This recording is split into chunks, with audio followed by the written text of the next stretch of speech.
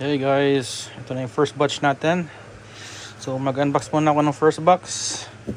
Walang marking to kasi sample. Okay, so I don't know kung anong model. Saan natin?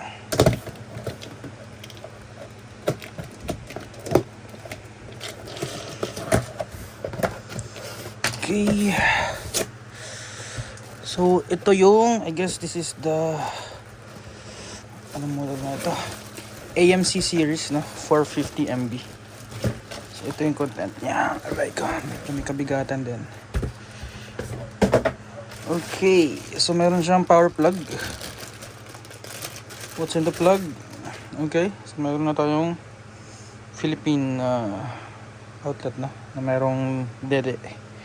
May nipple. Then the unit itself. Okay. May kabigatan siya, Brad, promise.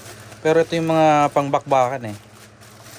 Yung kahit bumaba yung kuryente mo, since toroidal yung gamit mong transformer, pwede siya. Ayan. So ito siyang built. Okay, bakal yan. Andun yung component sa loob. Kasing bigat niya yung Pro Elco na ampli. Okay, ito yung sa may DSP niya.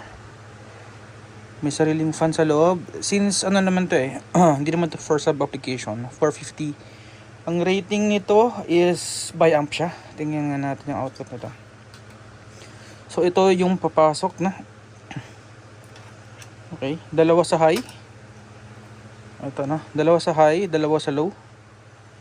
So by amp siya. Nakahiwalay na. So di mo na kailangan ng dividing network dito. So yung kanyang toroidal transformer, tingnan natin yung rating niya na. Ito is class AB. Pag sinabing class AB, yun ang best for for full range.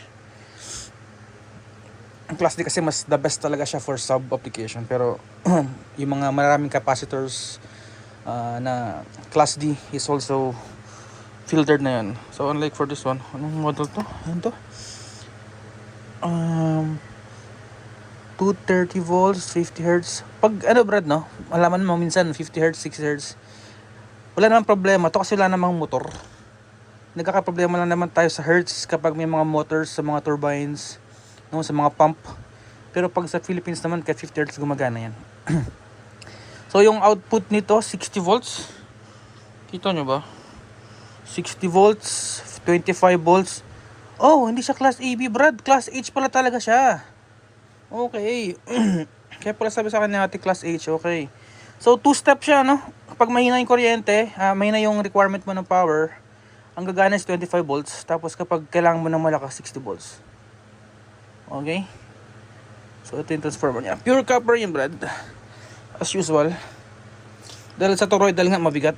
Yun yung pinagkaiba ng class D saka class H or class AB. Pero class H and AB, the best talaga yan for for full range. Kahit i-research nyo pa yan, Brad. Iba ang output lalo sa mga vocals ng class H at class AB. Teka lang, nahulog yung Okay, so ito yung harap. Ito unboxing lang to, no? Magkakaroon tayo ng full review. Testing natin sa different products. So may mga products ako ngayon existing na. May mga iba naka-reserve na. So, mag-iwan lang tayo ng isa-isa. Okay? Isang unit kada isa para mayroon tayong pang demo.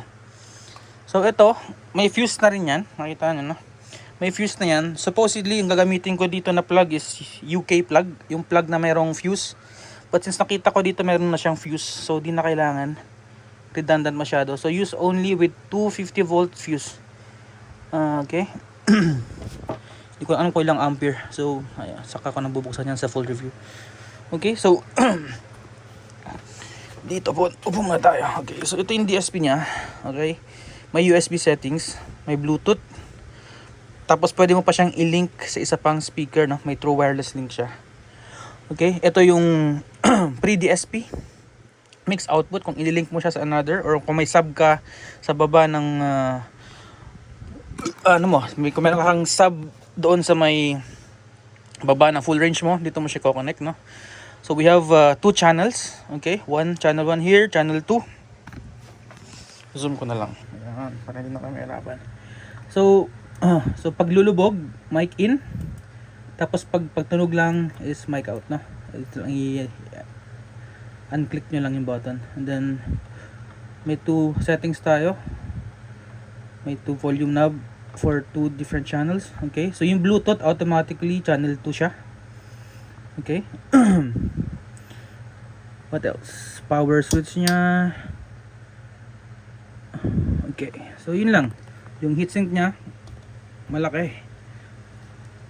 So yung heat dissipation nya, walang problema, no? Ayun lang. So yeah, for full range, lalo pang probinsya, the best to, no? Para sa akin, yung mga makikita mo yung mga Beta 3. May ganito rin ako na Beta 3 dati. Bigat, heavy duty, talagang pang partagulan. Okay, so ito na yung first unboxing natin. So again, ang makukuha mo sa box is yung plug, yung unit itself, kasama na rin yung adapter which separate yung high, okay, tsaka low. So by amp.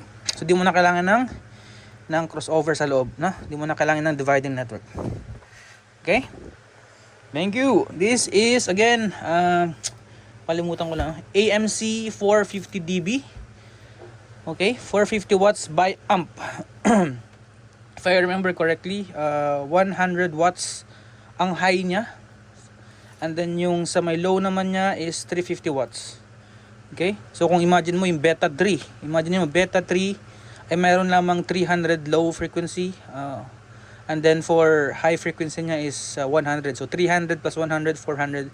This one is much higher watts, 450 watts. And of course, ito may Bluetooth na, unlike sa other. Okay guys, next unboxing, no? Ang kalimutan ko na naman, yung price nito naglalaro sa 5,950. So yung first batch nito for 5,950. Napakamura, brad. Promise, wala kang makikitang brand new, okay? Brand new na ganito kamura, 5,950. Kahit i-check nyo pa online Lazada kasi direct talaga ako sa factory. So, if you have any questions, just post your comments tapos answer ko muna sa Facebook. Saka na ako mag-upload sa YouTube nito ng full review. Kakabit natin sa different speakers on my next video. Kailangan ko lang ng time. Need to study this also completely. Okay, let's do unboxing. AMC Series 450dB Class H.